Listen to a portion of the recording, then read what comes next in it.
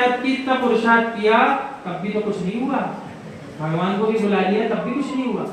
और हमने बताया था आपको एक बार पहले, ऐसे भी जीव होते हैं जिनने श्री जिनेंद्र भगवान के चरणों में आकर यदि कुछ मांगा वो पूर्ति उसकी नहीं हो पाई तो जिनेंद्र भगवान को भी छोड़ दिया।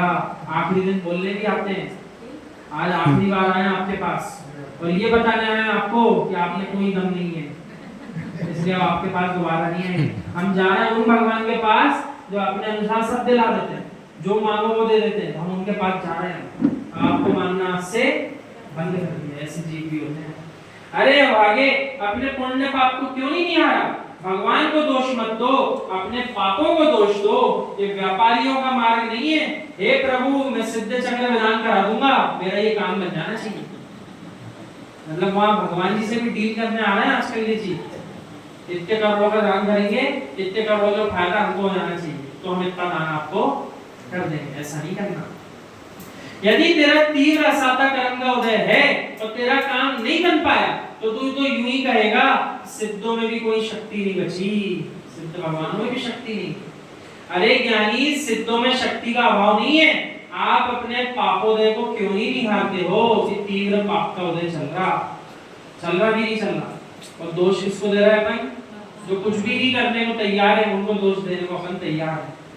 वे कर्ता बुद्धि छोड़ चुके और अपने अंदर इतनी ठस-फस के भरी है, जो कुछ नहीं करते उनके ऊपर ही अपन कर्तापन घोषित करना है कि आपकी वजह से कुछ नहीं हुआ। ज्ञानियों बराबर है कि नहीं? अरे मोक्षु तू घर का राग छोड़कर भगा, सो मंदिर के राग में लग गया। आखिर में तूने किया क्या? स्थानांतरण ही तो किया है, राग कहाँ छोड़ा? स्थानांतरण प्रमाण पत्र आप लिखते थे स्कूल में, पत्र लिखते थे, याद है सबको हिंदी में? हमारे पिताजी का ट्रांसफर हुआ है यहाँ से, वैसे ही जीव ने जगत के भी ट्रांसफर लिया है। छोटा सा घर जिसको चलाता था, छोटा सा व्यापार जो करता था उसको छोड़ा और बड़ा घर समूह अपना बना लिया। इतना बड़ा क्षेत्र मेरा, आज से इतने सारे लोग मेरे और इतनी बड़ी संस्था मेरे अनुसार चलेगी। आपने क्या किया? छोटे व्यापार को बंद करके बड़ा व्यापार आकर के प्रारंभ कर दिया। तो ऐसा कार्य जैन धर्म आपको नहीं सिखाता। अहो बेचारे ने क्या किया? घर का राग छोड़ने के लिए दूसरे के राग में लग गया। परंतु हे ज्ञानी, ये वीतराग मार्ग है, इसमें राग से राग हटाने के लिए तो राग करना, परंतु राग में लीन होने के लिए राग नहीं करना। इसका अर्थ क्या है? कोई बताएगा क्या? फिर से सुनिए पंक्ति। राग से राग हटाने के लिए तो राग करना, परंतु राग में लीन होने के लिए राग नहीं करना। कोई उदाहरण दे सकता है क्या इसका? बताइए।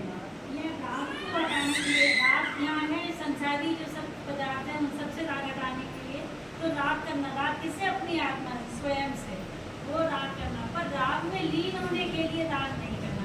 अगर राग उसी में रम जाओ, राग में लीन हो जाओ तो वो नहीं करना। और कोई उदाहरण देना चाहेंगे? बड़ा सुंदर विषय। देखो अपने संसारी जीवों के लिए जो अगला अपना पाप छोड़ने के लिए छोटे राग को आपने ग्रहण किया, लेकिन उस छोटे राग को ग्रहण करके अब उन्हीं गुरु में रागी बनकर मत बैठ जाना। उनका राग भी छोड़ना पड़ेगा, वरना वही संसार का कारण बन जाएगा। यानी दीक्षा लेने के बाद भी निसंग होकर रहना पड़ेगा, संग में रहते हुए भी निसंग। अन्यथा संग में आ गए लेकिन सबके संग हो गए तब भी काम नहीं बनने वाला।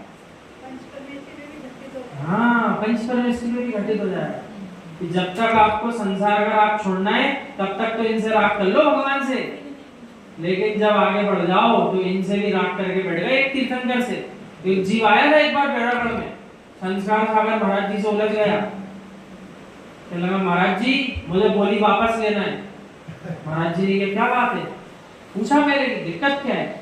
बोले हमने कहा था अमुक तीर्थंकर की चाहिए, आपने दे दी ना 10वें की। हमको नहीं चाहिए थी, हमको चाहिए थी दूसरे तीर्थंकर की।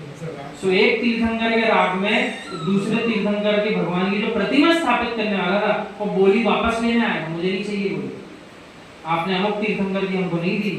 तो इसने क्या किया?